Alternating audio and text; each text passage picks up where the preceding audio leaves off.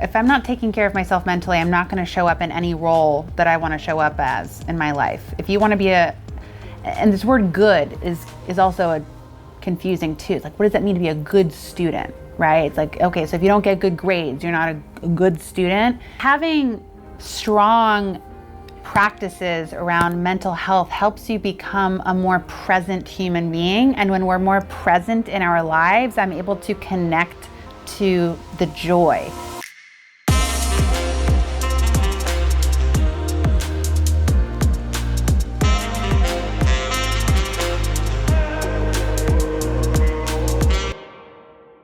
Hi, I'm Allie Norman Franks, Beverly Hills High School Wellness Counselor. Hosting this episode are Normanade peer counselors Kyla Nassar and May Cohen. This month is Normanade's Resilience Month, and we're so fortunate to have Rachel Cove as our guest speaker for Season 2, Episode 5, Norman Grit, Trauma, Resilience, and Healing. Rachel is a Beverly Hills High School alumni. She is a certified recovery coach and the CEO and co-owner of Transformational Solutions. She hosts the podcast Kicking It with the Coves with her father, Martin Cove, from Cobra Kai TV series, and her brother, Jesse Cove. And they discuss Hollywood, pop culture, spirituality, mental health, bullying, and so much more. Thank you, Rachel, for being here with us. I'm excited to hear about your experience at Beverly and hear about how you became the amazing, resilient woman you are today. Hi, my name is Kyla Nassar. How are you? I'm good. How are you? Good. So my first question is, could you please tell us about yourself and what inspired you to do the work that you do today? Yeah, so my name is Rachel Cove. I'm an alumni of Beverly Hills High School. I graduated here in 2008, and it's an honor and privilege to be here. I feel very grateful that Allie asked me to come on. There's a lot of things I do. I call myself a multi-passionate entrepreneur because I'm creatively involved in many different things in my life. I own a company called Transformational Solutions.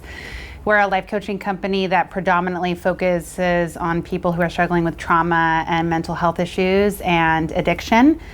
And I'm also an actress. I sing, I write. I have a couple of podcasts right now. I have a podcast called Kicking It with the Coves that I do with my dad and my brother, Jesse Cove, where we break down a lot of the central themes that happen on a show called Cobra Kai, which is on Netflix. And then I also have another podcast called Got Mental Health, where we talk all things related to mental health. I started working in the field of mental health and addiction because I've been in recovery for 15 years. When I was here at Beverly Hills High School is when my addiction to alcoholism, I should say I was struggling with alcohol abuse at the time from my 9th grade year till I was 16, so I was a junior. And from 16 to now, I've been in recovery for 15 years. And yeah, it's crazy being back here because I'm walking through the halls and I'm probably going to cry in this interview because it's just very nostalgic. You know, I was in such a different place mentally, spiritually, emotionally, physically when I was here versus who I am now. So it's wonderful. Wow. So you said how you were a Beverly alumni. Can you tell us how high school went for you? High school was not easy for me, and my truth, and this is just my experience, and to anyone who had different experiences, that's okay. I very much believe in allowing people to have separate experiences and learning to understand each other's experiences, and then not everyone's experience has to be the same. Beverly Hills High School and my experience here was I was struggling immensely with depression and anxiety. And from my first week of being here, I was going home and crying myself to sleep or waking up crying because I was alive. I was struggling with suicidal ideations from the time I was 12 until I was 16. And I was drinking heavily to numb my pain, to deal with my anxiety, to deal with the obsessive thoughts I was having. I was in so much fear. And I didn't know how to go to class and like talk. I just felt uncomfortable. I felt like I didn't think anyone liked me. I didn't feel like I fit in with anyone. I was here with my twin brother at the time. And there was one other kid, I think from a middle school I went to called Walter Reed, which was in Studio City, that I knew. but everyone else had been going to school together for years at a time. And it was hard. I really struggled with fitting in here when I was here. And I turned to alcohol one day, and it numbed my pain for 2.5 years. And I was when I was in 9th grade, I made the varsity soccer team, and I played for Ryan Franks. And I honestly would say that my addiction to alcohol sabotaged my career as a soccer player. I was very talented. There was a lot of expectation and hope for me to kind of, win the championships or whatever, because I really did have a lot of talent. I played since I was 5, and it's still like the love of my life, but I didn't have the discipline, and I wasn't well emotionally, and that affected my ability to show up as a player. Wow. Yeah. I'm sorry. Thank you. Another question is, what, if anything, supported you during the time as a Beverly student? I'm gonna cry. Probably Ryan. I look back at that time, and if I didn't have soccer, I don't think I would have been here, honestly. I didn't want to be here. And I was in so much pain, and that's partly why I started my company, is because I want to be a mentor for people that struggled so deeply with how I struggled, and for so many other kids and adolescents and teenagers and not just teenagers, but young adults who struggle with the same emotional pain that I did, I just felt so alone, and I didn't feel like people were communicating with me or really interested in my pain. And that's why I'm so blown away that Allie's created this wellness center, because if someone had just asked me, "Are you okay?" it would have changed the course of my life. And by the time I was 16, I almost drowned because I was intoxicated in the bathtub. And luckily, my parents sent me to a treatment center, and that was the start of my journey into healing and recovery. And I think that for people that are athletes, it's like soccer was my meditation. So the most positive thing I experienced at Beverly was the sense of community in my team, and they were the reason I showed up. I mean, they were the reason that I wanted to be alive at that time. Soccer was my meditation. It's just how I felt free, was on the field. And at that time, Ryan created a community where we just were having so much fun. It was like the only time in my life at that time where I felt like I was having fun and joy. Wow. Yeah. So thank you for answering those questions. Another question I have for you is, well, pretty much this month in Norman Aid, where we are today, is Resilience Month. Yeah. How do you define resilience? I define resilience as never giving up. And no matter what's going on, your ability to get back up despite the pain you're in, despite the hardship, despite the loss. I fought for my life after I got sober, and I still do. And I believe that struggles and obstacles and challenges are always going to come. They're always going to be experienced in life. And because I got sober from alcohol, and because I went to a treatment center, it gave me an opportunity to see life through a different lens, where I felt empowered and I felt like I could live life without alcohol. I didn't know how I was going to do it, because honestly, for 2.5 years, alcohol was how I survived my anxiety and my pain and kind of the bullying that I was experiencing in my life. And I feel like you have to experience struggle to realize how resilient you are. So I don't regret anything I've gone through. I'm grateful that there are people now that see the need for a wellness center, because I think there's so much pressure for teenagers, especially now with social media, and also for athletes, but there's this pressure to be so accomplished and to have such high achievement and to know how to do everything. And there's this strong pressure to be perfect at everything, to have the perfect body, to have the perfect outfit. When I was here, I felt this struggle to be like rich and famous and have like, all the labels because it was Beverly Hills High. So that's where I felt like I had to wear all the Juicy Couture outfits and the Von Dutch. And if I wasn't wearing that at the time, I was a loser. I didn't fit in. And my hope is that, teenagers can, it's okay, that parents and families and we can all see that we're just human and that there's nothing wrong with you if you're struggling. There's nothing wrong with you if you have anxiety. Like, you're not born broken.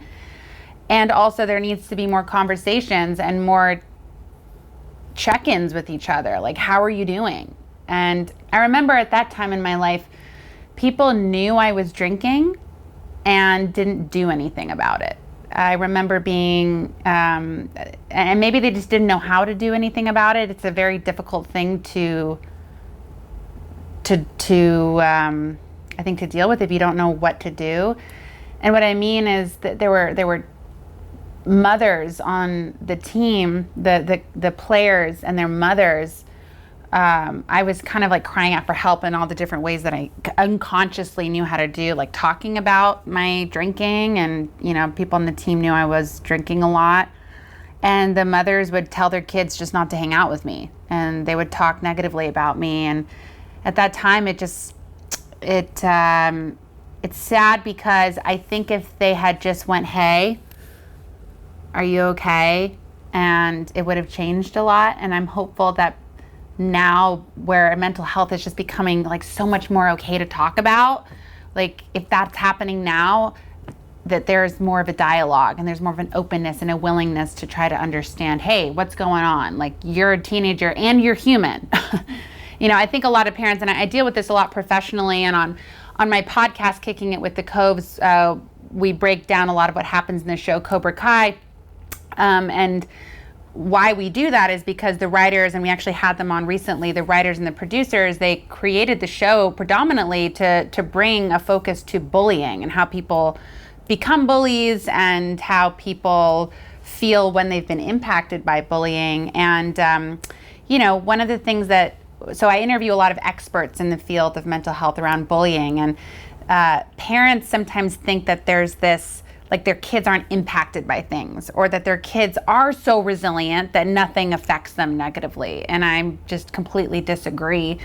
And I think a lot of what is needed now is for parents to go and show their vulnerability with their kids and say, hey, this is how I struggled and this is how I overcame it. And I know those are long-winded answers. I told you guys, like, I definitely, good luck doing this in another 30 minutes. I have long-winded answers. We like hearing what you have to say. Oh, good.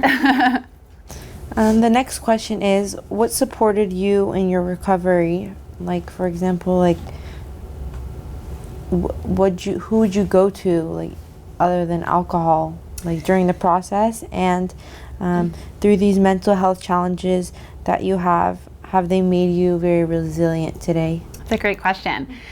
So when I got sober, what happened was I was 16 years old, and I, for 2.5 years, was drinking not every day, typically on the weekends. And when I was drinking, I could not stop drinking. And I would drink till I passed out, and I would steal people's alcohol, and I would drink most of the time by myself. And one time I invited a guy over from MySpace at the time that I'd never met before, and I said, hey, if you bring me a bottle of alcohol, I will pay for your cab ride over here, because we had cabs at that time.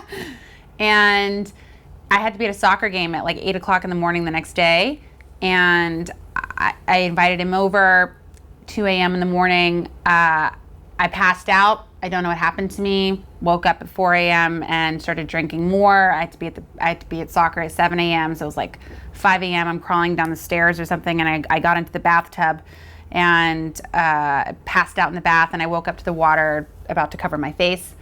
And I crawled back into this bed with this guy that I don't even know. Again, that's the really scary thing that happens, is we place ourselves in positions to be harmed in really dangerous situations under the influence, things that I would not normally do. And it's happening a lot with teenagers. And I hope people know that.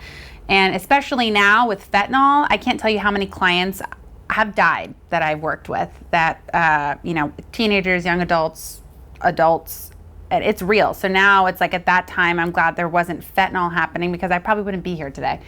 But then my mom at the time, she knew I was struggling, and she saw it, and she saw the signs.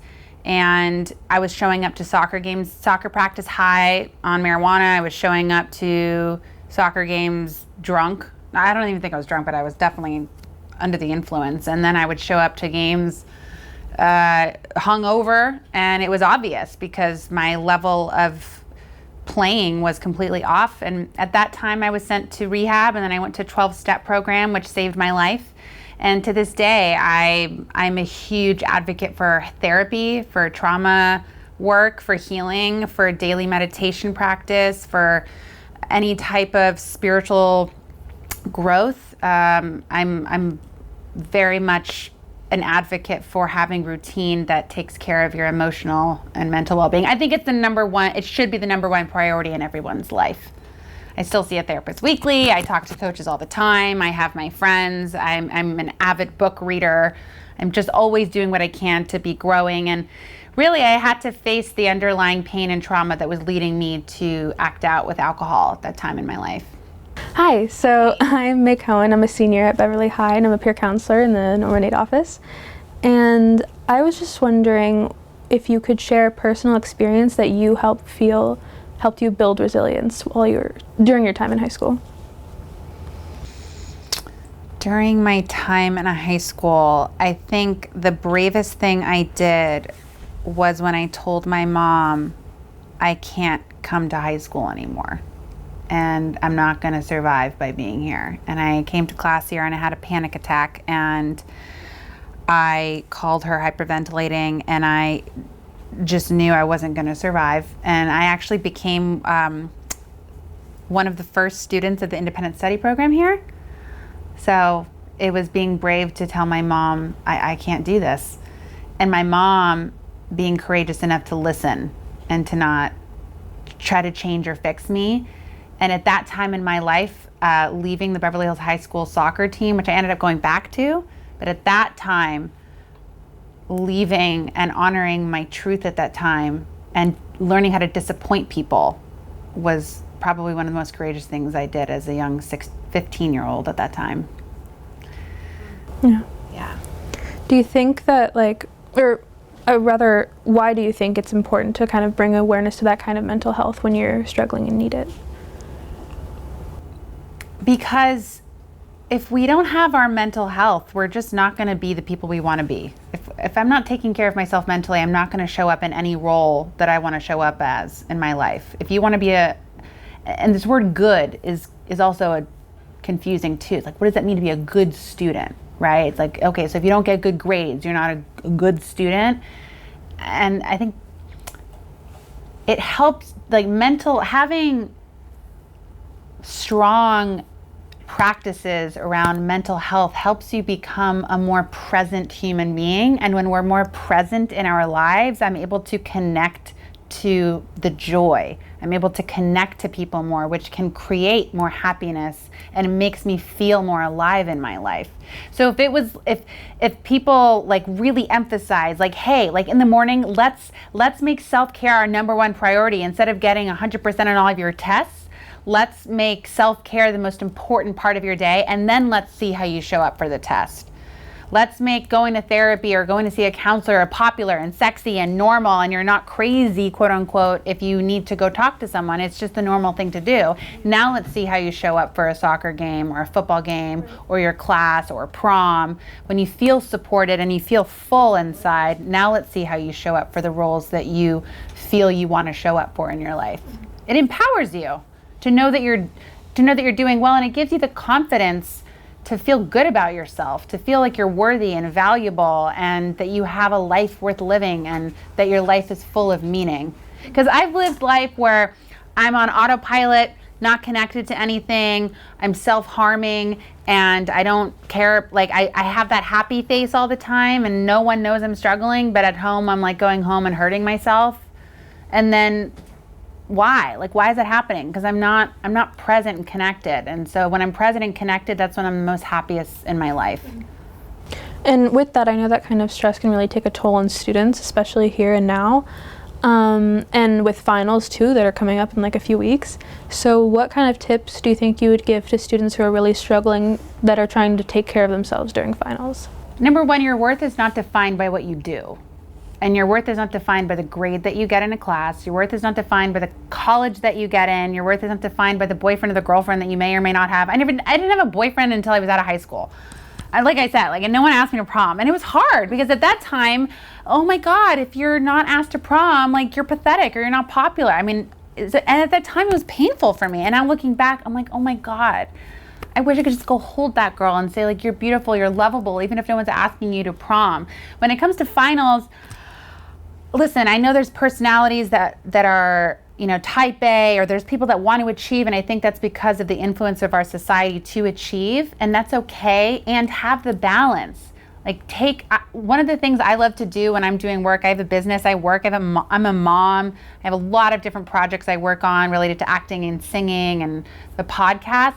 I take breaks. I set a timer. I use my Apple Watch. The number one thing I use it for is a timer. I barely use it for anything else. I use the timer. I give my brain a time of like 15 minutes. I'm going to sit down here and read this book. And then after 15 minutes, I'm going to go breathe for 5 minutes, or I'm going to go dance, or I'm going to play with my son. And then I come back to the task. But, becoming like these robots and just like working like 8, 9, 10 hours a day, it's not sustainable. And that's why you find a lot of people will go to college and have those jobs, and then they get married, and then they find themselves unhappy because they're not connected to life, because they've just been on this mission to be successful, but then they miss out on life by trying to get the perfect grades and the perfect test scores. So take time to just take care of yourself. Go on a walk, go hug a tree, go not text someone, call someone. I mean, sometimes texting is the best thing you can do. Like, I get that. So if it's texting now, great. Meet yourself where you're at in the moment. And also tell someone, hey, how are you doing? Go smile at someone.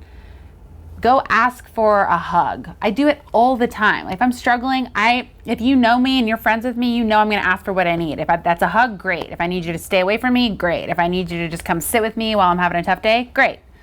Mm-hmm. Yeah. What else do you think you would do for like self-care when you're struggling like that?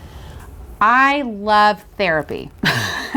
I love bread. It's like Oprah says. I do therapy. I'm an avid journal writer. I think journaling is one of the best things that anyone could do to process something. And for me, process means to understand. So, oh yeah. So I write all my thoughts out on paper. I don't judge it. Often people, they don't want to write because they don't want to judge what's on the paper. Don't read it. Use it as a dumping paper, as a place to just dump all the thoughts out. You're not your thoughts, you're the thinker of your thoughts. So you can learn to detach from the thoughts, and the thoughts kind of become like this radio show in the background, and you can learn to just be the observer of them. Meditation, journaling, exercise, constant connection with people, music, breath work. I don't know if you guys know breath work. Do you know Wim Hof? No, but I know breath work. Breath work, incredible, and community. So I'm in constant support groups. I have to be in community. We all have to be in community, and I think that's really, especially with what we've all gone through with COVID, and still continuing to go through. We've been so isolated. We don't do well when we're not in community. We're not meant to be alone. Are you spiritual? Oh my God, yes.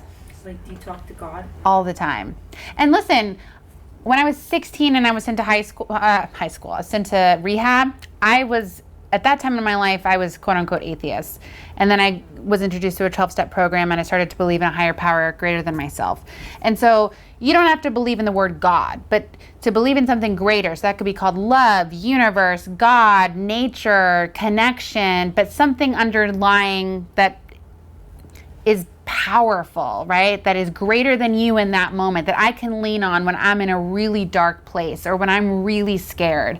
I had cancer when I was in high school. I was 16 here. I was 16 and I had cancer. And that was actually when I started believing in God, was because I was in that 12-step program. I went to rehab when I was 16. I broke my collarbone when I was 16. And I got cancer that year. And so at that time, though, it was because of my relationship with God that I felt like I was going to be totally okay no matter what happened. If I was going to die, I just felt totally taken care of by this power, by the universe. And I felt like whatever was meant to be was meant to be. And here I am. I'm still here. It's great. Longer than ever. That's right. Seriously, I am so in love with my life today. I love being alive today. I mean, I really did in 9th grade when I was here. I woke up crying because I was alive. I didn't want to be alive. And now I can't wait to go to bed. No, I don't like going to bed because I'm like, I want to be awake. But I can't wait to wake up to my life, because I really truly believe that when you deal with the underlying mental health issues, the depression, the sadness, the pain, the trauma, and you release it, I learn how to be totally present and fulfilled and alive. And I love being alive, even when it's hard. It's not to say I haven't struggled since. I've struggled a lot. But I know how to get through it now because of the things that we're talking about. It's just a daily routine and practice of making my mental health my number one priority in my life. It comes before my kid, it comes before my company, it comes before anything in my life is my mental health. Because without it, I don't have my life. And I know where I can go. And I think we're nearly done, but is there anything else that you would like to share or discuss with our listeners today? I think I just want to say, give yourself permission to be vulnerable. This too shall pass. I think when you're in high school, you don't think, at least this was my experience, I didn't think the pain was going to end. And I didn't think that what I was going through at the time was going to pass. And the truth is, everything always passes and everything's always changing. Nothing stays the same. And so give yourself permission to be honest. You don't have to be honest with everybody. You have to, but at least try to be honest with one person about how you're doing. And just, if you need help, I have a colleague I work with. He lost his son to suicide when he was 14. He didn't know his son was struggling, but pay attention to each other. It goes a long way. It's you see someone in the hallway here that never gets to I don't know, engage with people, or you just see struggling, go up and say hi. And so I just be kind to one another, learn to use your voice, learn to understand your emotions, and know that when you need help, ask. It's the 3 most important words you could say is I need help. And be okay with that. That's all I got. We would like to thank our generous sponsors and partners, Michael J. LeBeau, BHHS PTSA, Norman Aid Peer Counselors, KBEV, and of course, we would like to thank our listeners. Stay safe and make today well lived.